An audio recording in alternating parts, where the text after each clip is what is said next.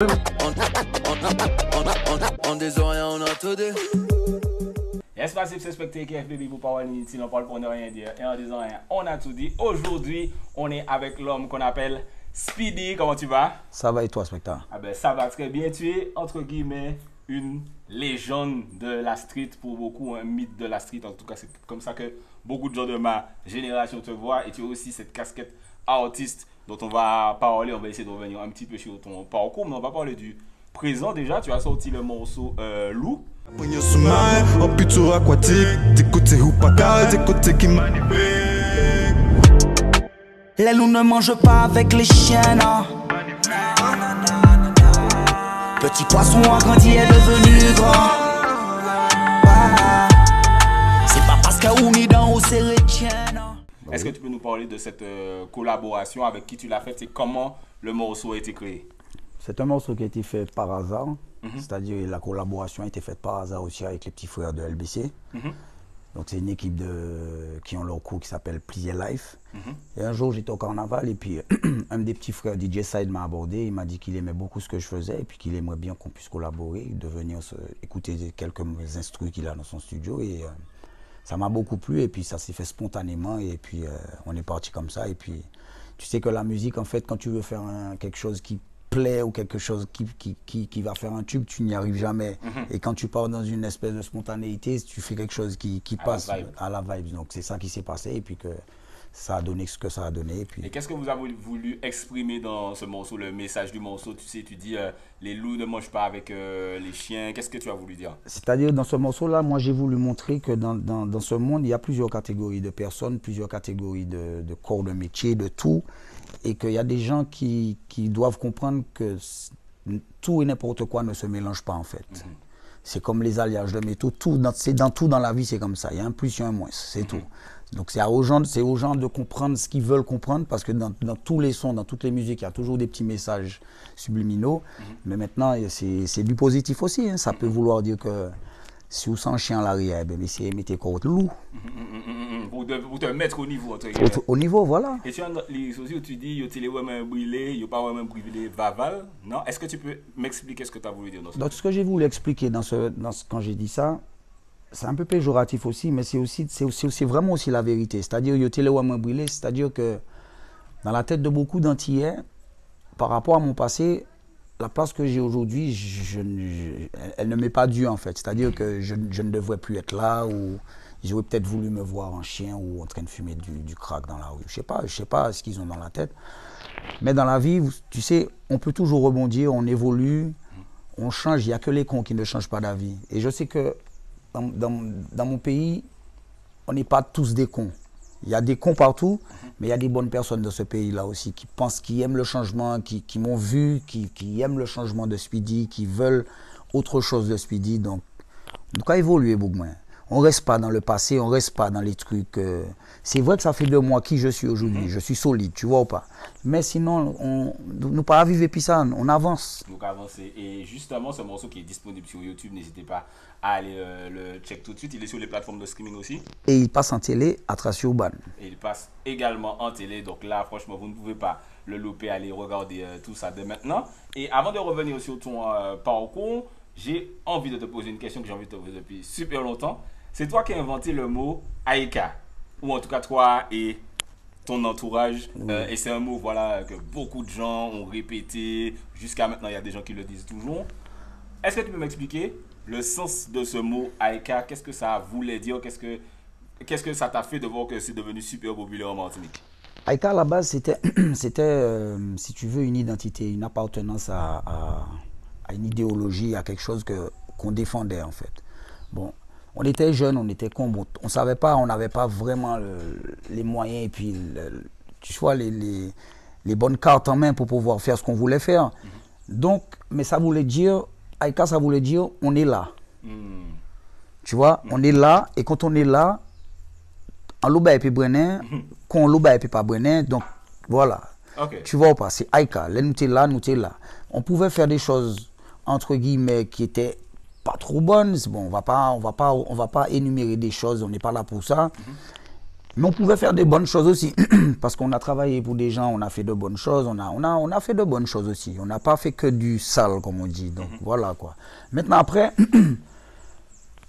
les petits frères d'aujourd'hui, c'est pas ce que je vais leur dire de faire. Puisque si tu as fait quelque chose qui n'est pas bon et tu as vu que ça t'a pas servi, qu'est-ce que tu as envie de faire? Que les gens qui viennent derrière ne se cassent pas la gueule. Et puis que je peux pas être un exemple pour eux puisque j'ai pas fait forcément que des bonnes choses. Mais être quelqu'un qui peut leur donner un conseil, leur dire, bon, si vous passez par là, ça raide. Faut un solide pour sortir là, tu vois ou pas? Voilà, c'est tout. Aïka, c'était une façon de voir les choses. C'était, tu sais, quand tu es jeune, des fois, tu prends un mot, tu l'inventes, et puis ça devient un langage. Et puis c'est comme, tu vois, et puis c'est comme ça, c'est comme les. Ce mot-là, ça a vraiment eu énormément. Mais il a perduré dans le temps, et je pense que jusqu'à présent, les gens, quand ils entendent Aïka, ils se disent c'est quelque chose de ouf, mais en vrai, c'est. Mais justement, quand tu as vu que ça s'est répandu en Martinique alors que ça venait vraiment de quelque chose de très précis. Mais en France aussi, hein. En France, oui, il y a vraiment énormément de gens qui le disaient. C'était quoi ton ressenti par rapport à ça? Cool, ou est-ce que tu disais que ça diluait un petit peu le sens? En fait, moi, ça m'a énervé, ça m'a un peu agacé, ça m'a saoulé parce que je me disais qu'il y a des gens qui emploient ce mot-là, qui utilisent le mot Aïka, mais en fait, il n'y a rien derrière. En fait, c'est Aïka pour faire du mal, pour Aïka pour. Mais ça voulait aussi dire, genre, si tu es dans une soirée et puis que c'est écrasé, tout le monde criait Aïka, quoi. Ça veut dire que c'était un bon bagaille. C'est là où je t'ai dit que c'était péjoratif. Il pouvait avoir du bon comme du mauvais. Donc Aïka, ben, est belle, nous quoi crier Aïka. Tu comprends ce que je veux dire? Donc tu t'es répondu tout seul. Et du coup, on va revenir un petit peu dans le passé. Puisque voilà, tu as un parcours où tu as un petit peu deux casquettes. On a connu le Speedy avant la musique et le Speedy après la musique. On va commencer au début. Tu as quel type d'enfance? Tu es né où? Tu as grandi où? C'était comment? Moi, j'ai grandi dans une famille très pieuse, chrétienne, tout ça. J'avais pas beaucoup accès à trop de choses dans ma vie. Tu es né en Martinique? Je suis né en Martinique. Je suis un vrai Martiniquais. Je suis né en Martinique, mais bon. Et après, moi, j'ai fait ma petite vie tranquille. Je suis sorti, j'ai connu des copains, tout ça. Et puis après, c'est parti. Bon, après, on a envie de s'émanciper soi-même. Donc, c'est ce qui s'est passé avec moi. J'ai vécu ma vie, j'ai vécu mes expériences. Et puis, je suis devenu qui je suis. Mais le truc, c'est que le petit qui est devenu grand, c'est lui qui est là aujourd'hui. Donc, tu comprends, ça veut dire que tout ça, c'est un chemin. Tout le monde a passé par là. Ou pas même changer l'autre bébé, ou il y a des choses que tu ne te rappelles pas. Moi non plus. Ça veut dire que petit, moyen, là on est grand, ne quoi pas les dire grand, tu vois ou pas? Oui, on est là, somme de nos expériences après. Exactement. C'est comme ça que je vois les choses. Et toi, ton nom est un petit peu synonyme, ou en tout cas fait penser au quartier de Volga. C'est-à-dire que moi, je suis vraiment né à Volga. Je suis né à Volga et puis après j'ai habité autre part dans la Martinique, au François, parce que bon, ma mère a déménagé, tout ça. J'ai habité au François, j'ai fait mon collège là-bas et puis mon primaire. Après, je suis reparti sur Volga quand j'ai eu mon adolescence. Et du coup, raconte-moi un petit peu cette période à Volga, les gens, parce qu'il y avait beaucoup ce cliché par rapport à ce quartier, oui, c'est dangereux, les gens de Volga, machin. Tu m'as dit pourquoi les gens ont aussi peur de Volga? Je vais t'expliquer un truc. Dans la vie, c'est comme les enfants. Tu lui donnes à manger des épinards, il n'a jamais goûté. Il voit que c'est moche. Il veut pas, c'est pas bon. C'est ça qui arrive à Volga. Tu as compris? Donc si on ne nous aime pas en Martinique, si on dit tout ça en Martinique, c'est que c'est par rapport aux élus qui ne font rien pour Volga, qui ne montent pas d'infrastructure pour les enfants, qui ne construisent pas les routes, qui ne réparent pas les routes. D'accord? Donc on a l'air d'être dans un bidonville. Qui dit bidonville, dit pauvreté, dit business, dit violence, dit toutes sortes de trafics en tout genre. Donc les gens, vus de l'extérieur, ils ne veulent pas y aller. C'est un nid de talent, Volga. Que ce soit dans le sport, dans la musique, PSK, tous les petits là, ils viennent tous de Volga. D'accord? Kalash, quand il a commencé, il l'a dit dans une émission, je le redis aujourd'hui. C'est avec moi, il était avec moi, c'était un jeune, il était avec moi, on allait chez PSK, je l'ai amené chez PSK. C'est moi qui l'ai amené chez PSK. Tu vois ou pas? Maintenant, les gens ils pensent que Volga, comme on dit, ça pue la merde, Volga qu'a senti caca. C'est pas grave. Les roses ne poussent pas sur du béton. Les roses poussent avec de la merde. T'as compris? Et donc effectivement, à cette période-là, tu étais déjà quand même, tu as longuement passé ton adolescence. Moi, que je te connais, c'est vrai que tu étais une figure qui inspirait, entre guillemets, la crête. Limite, autrefois, on s'était dit, ah ouais, il y a Speedy là, machin, etc. Tu vois. Comment tu as vécu cette réputation? Est-ce que tu sais, quand on est jeune, des fois, on est fier, on se dit, ah ouais, le monde en paie moins, machin. Ou est-ce que c'est un truc où tu te disais, bon, les gens abusent un petit peu? Je disais même pas les gens abusent, ça me faisait de la peine. Parce que tous ces gens-là qui avaient peur de moi, je n'avais pas de problème avec eux. Les gens, ils voient des choses et puis ils pensent que c'est... Je sais pas comment t'expliquer. Et je pense que c'est pour ça que les petits frères du pays ont tourné aussi, parce que ils n'ont pas fait la part des choses, en fait. Moi, je ne vais pas rentrer dans les détails, ce que j'ai fait, ce que j'ai pas fait. Ce que je sais, ce que j'ai fait à la base, dans ma tête, c'était un truc qui était programmé, calculé, d'accord? Je ne faisais pas n'importe quoi.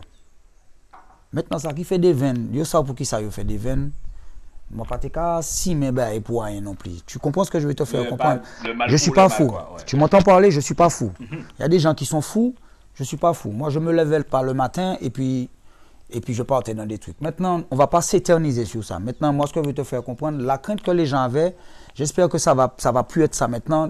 Du fait d'être là avec toi, c'est justement pour que ces gens-là voient que ils avaient peur, ils n'ont pas à avoir peur, ils n'ont jamais eu à avoir peur de moi et puis c'est pisse, mon frère. Yeah, man, parce que justement, après, c'est après t'avoir découvert, entre guillemets, via cette réputation, que je vois la casquette musicale. Est-ce que tu peux me parler, est-ce que tu te considères comme un passionné de musique? Je suis né dans la musique, mon frère, je suis guitariste. Donc, comment tu as découvert la guitare? Ben parce que moi, dans mon enfance, ma mère m'avait inscrit dans des cours de guitare. Je viens d'une famille, on s'est très bien occupé de moi. Ma mère a toujours fait ce qu'elle a pu pour moi.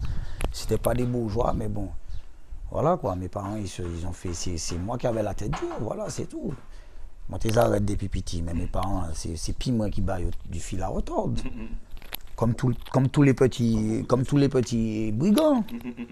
Tu vois? Yeah, mais ils n'ont rien à se reprocher, mes parents. Ils ont fait le travail qu'ils devaient faire. Ils ont fait ce qu'ils avaient à faire. Et puis, on est là. Mais du coup, toi, tu fais de la musique dancehall. Comment tu découvres le dancehall? Moi, je ne vais pas dire que je suis dans une casquette dancehall. Hein. Moi, je suis un artiste contemporain. Okay. C'est-à-dire que moi, je chante sur toutes sortes de musique. Je chante sur... je suis un chanteur. Hein. Et comment tu deviens, entre guillemets, actif dans la musique? Quand tu commences à aller au studio, à sortir des sons? Qu'est-ce qui me pousse à aller Exactement. en studio? C'est-à-dire que c'est toutes les expériences de la vie. Je peux vivre quelque chose avec toi là. Tout à l'heure, peut-être je peux aller au studio et puis je fais un son sur ça. Hein. Mais tu as commencé, à quel âge tu as commencé? J'ai commencé à chanter, je devais avoir 7 ans, 8 ans. Et à sortir des sons? À sortir des sons, je devais avoir 16 ans. Ok, d'accord. C'est où le premier studio où tu as été? C'était chez PSK? Le premier studio où j'ai été, c'est chez PSK. Est-ce que c'est lui qui t'a dit, Vini, nous on commence à sortir des sons? Non, je vais te dire un truc. Ma musique que je faisais avant, je boiquais les studios, mon frère. Ça veut dire que j'arrivais, je rentrais, on enregistre. Même s'il y avait quelqu'un derrière la cabine, il sort, j'enregistre. Ah ouais? À Paris, je faisais ça aussi. Ok. C'est comme ça que j'enregistrais mes morceaux. Et c'est direct que tu avais une optique de devenir artiste? Ou bien tu faisais ça vraiment par passion? Non, c'est-à-dire qu'en fait, comme ils ne voulaient pas me laisser passer, comme j'avais pas d'argent pour payer les studios, comme tu vois, donc en fait, j'utilisais les cartes que j'avais en main. D'où tu me disais, les gens ont peur de moi, ils avaient la crainte. Eh bien, j'utilisais ça pour faire ma musique. Tu comprends ce que je veux te dire? Donc je leur disais, bon, comme ça paie moi, j'ai besoin du studio. Allez, vas-y, Speedy. Mais en fait, il n'y avait rien de méchant dans tout ça. C'était juste que voilà, pour ne pas demander de crédit pour ce alors donc je portais la tête haute. Yeah, man. Et comment on arrive du coup, ta première session studio avec PSK à ton album Gangsta Cry? C'est-à-dire que dans mon parcours, j'ai rencontré des bonnes personnes, des très bonnes personnes qui sont encore mes amis jusqu'à présent. Je les big up, Tironi, il y a plein de Strike Addict, il y a l'MC, tous les anciens quoi. MC Janix, ça c'est des gens qui m'ont donné beaucoup la force. Okay. Je les big up au passage, Yannis Odoua. En fait, tous les anciens que tu connais là, c'est mes grands. Parce que c'est la fondation d'un peu de la musique. Don Miguel, tout ça, tu vois. Donc, eux, ils m'ont donné la main. J'ai pu faire mon premier album. J'ai fait ça en France. Mais pendant que je faisais ça, j'avais des problèmes de justice encore, tu vois. Je devais faire de la prison. Donc, c'est ça un peu qui m'a freiné dans mon élan musical, tu vois. Donc, là, j'ai réglé mes problèmes. J'ai payé ma dette à la société. J'ai fait ce qu'il y avait à faire. Et puis maintenant... je reviens. Et cet album Gangsta Cry, il a eu quel accueil? Parce qu'il y avait quand même de gros noms dessus. mine de rien, il y avait l'autre City, il y avait Yannis Olua, il y avait 2 feats avec Tiwouni. Il y avait Kalash dessus aussi déjà à l'époque, puisqu'ils sont en 2010, je crois, cet album, si je ne me trompe pas. Quel retour tu as eu de ce projet? Est-ce que tu as aimé le faire? Je vais être honnête avec toi. Cet album-là, ça a été une expérience bonne comme mauvaise. Ça m'a appris ce que c'est la musique déjà. Pas le fait de chanter, mais le monde de la musique. C'est un monde de requins en fait.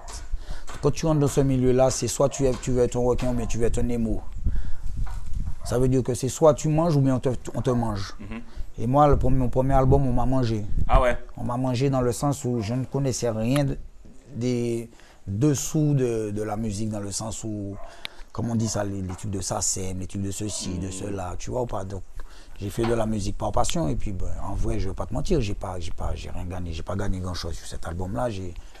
C'était un album comme ça. Mais ça a été une bonne expérience. Ça a été une bonne expérience de pouvoir découvrir ce que c'est vraiment les dessous du monde de la musique, parce que quelqu'un il écoute un morceau à la radio, il ne sait pas quel travail il y a derrière ça, c'est toutes les galères qu'il peut y avoir derrière. Donc c'est une expérience, ça t'apprend, tu grandis en fait. De toute façon, dans tous les milieux, il faut savoir évoluer, il faut grandir. Ouais. Et c'est comme ça qu'on grandit dans la musique. Donc ça a été un premier album, je ne vais pas dire que c'était un échec, ça a été un album, c'est un essai, après j'ai eu un deuxième album.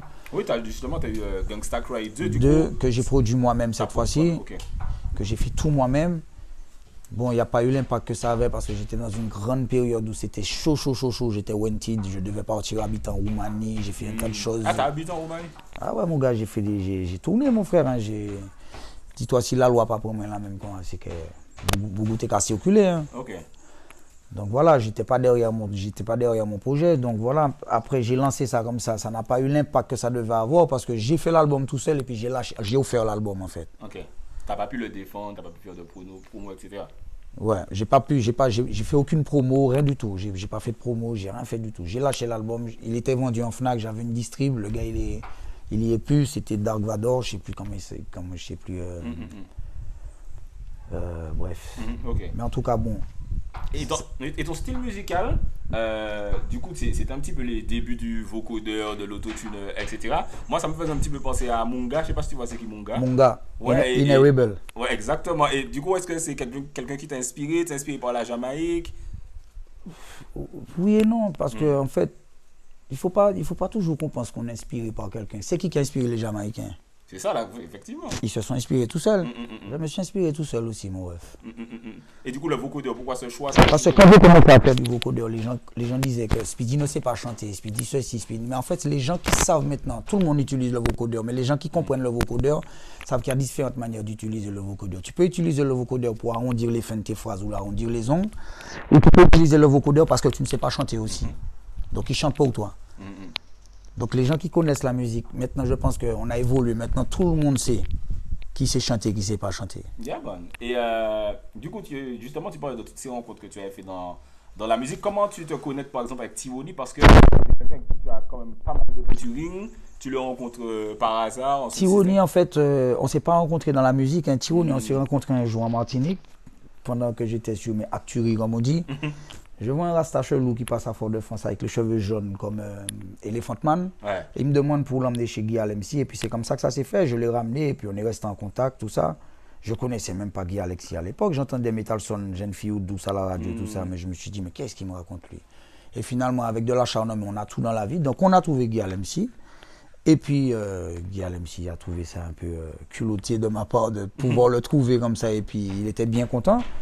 Et puis c'est là ils ont fait les sons avec Indica Son, tout ça, là, avec Strika, Tidor, tout ça. Là, okay. Et puis voilà. Et puis depuis, Tiwouni a toujours donné la force et puis on est resté potes. Yeah, man. Et aussi notre grosse collaboration qu'il y a sur ce projet, je crois que vous avez plusieurs collaborations aussi d'ailleurs, c'est l'autre City, qui est quand même un très grand artiste antillais qui a fait de grandes choses dans la musique. Comment vous vous êtes connectés aussi?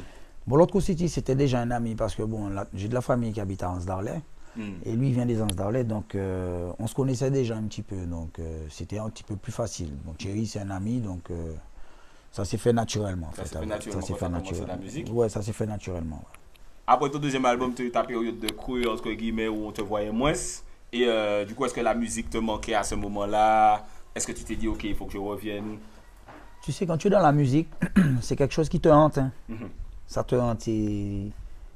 c'est quand même peindre quelque chose. Tu ne peux pas t'arrêter de faire quelque chose que tu aimes en fait. Ça, tu le fais tout le temps. Après, ne pas être vu, ça ne veut pas dire que tu ne fais plus de musique. Tu vois? Parce que faire de la musique, c'est pas que aller en studio, c'est pas que faire des shows, tout ça. Faire de la musique, c'est aussi se recentrer sur soi-même, prendre du temps pour soi, calculer ses trucs. Je sais pas, c'est comme on dit, faire un vide en soi pour pouvoir être plus fort. C'est ce que j'ai fait, tu vois. Et donc, ça aussi fait partie de la musique. C'est comme un sportif. Avant d'y aller cours, il faut y entraîner, tu comprends? Yeah, man. C'est comme ça, belle à aller. Et du coup, tu as check les frères pour faire le single. Vous avez fait le single. Est-ce que vous avez d'autres projets à venir? Eh bien, je profite de l'occasion pour vous présenter. Ça, c'est mon équipe officielle maintenant. On n'a pas qu'un single maintenant. Je fais partie de leur label. C'est mes producteurs aussi. C'est mes frangins. C'est la famille. C'est mes loups. Yes. Ok, la Martinique, tu es testé. Donc, tu es obligé de monter niveau à Big Up Specta, Big Up Pleasure Life, Big Up LBC Worldwide, Big Up Factory Maker, Tony Thomas. On est prêt, on est ready. À bientôt. Ok, la famille, ben, c'est fort aussi. Tu vas connaître petit bouc aquatique là. Et du coup, donc Avini et puis LBC, la famille, Chobé et Avini là. Donc, c'est pour ça. Et puis, frérot, merci à DJ Side qui nous a donné la force. Ça fait un petit moment. Speedy, on va connaître la famille, nous ensemble. Et puis, il faut l'année LBC, la Kavin. Bon, alors, moi, c'est Duzio, LBC, la Medus Beats, anciennement connue sous la Medus Beats pour les instruments que je fais en tant que beatmaker. Maintenant, on arrive avec LBC Worldwide en collaboration avec Factory Maker. Et on ne va rien lâcher, on a beaucoup de salles qui arrivent. Big up à Speedy, comme vous avez pu le voir, on a fait une collaboration avec lui sur le titre Loup. Et il y a beaucoup de salles encore à venir, donc restez branchés. Yeah, man. On est ensemble, c'est la meute. Et on peut s'attendre donc du coup à de nouveaux clips, vous avez déjà des trucs en stock? C'est pas on peut s'attendre, c'est attendez-vous. Ça vient en masse là, mon frère. Okay, ça arrive en masse là. Déjà, sous peu, là, il y aura un gros clip qui va arriver. Les petits frères eux-mêmes aussi, ils ont des projets, il y a des choses qui vont sortir sous peu là aussi. Donc, reste à l'écoute, vois ce qui se passe, tu vas voir, ils seront mal avec nous parce qu'on va envoyer de partout. Tu as jamais vécu la guerre? Tu vois à la télé comment ça se passe, ça veut dire qu'il n'y aura nulle part pour se cacher. Ça va tomber de partout comme ça. On va les présenter aussi tout à l'heure. Et est-ce que tu as un petit mot de la fin après cette interview? Donc, moi, je tiens à remercier toute l'équipe et tous ceux qui nous suivent, tous ceux qui ont hâte de savoir ce qu'on fait, ce qu'on ne fait pas aussi. On est là, on est sérieux, on va ramener du lourd. Je remercie aussi mon manager, je remercie le DJ Side, Alirio, Duzio, le petit Forcier aussi. On est là, on est une famille, les gars. On fait du bon travail. Specta aussi, on te remercie de nous avoir reçus. Yeah, man, c'est moi. Et puis voilà, le travail va continuer. Et puis je te dis à la prochaine. Et puis tu connais déjà. Respect, c'était Specta et l'homme qu'on appelle Speedy pour Power Editing. On parle pour ne rien dire. Et en disant rien, on a tout dit. On des oreilles, on a tout dit.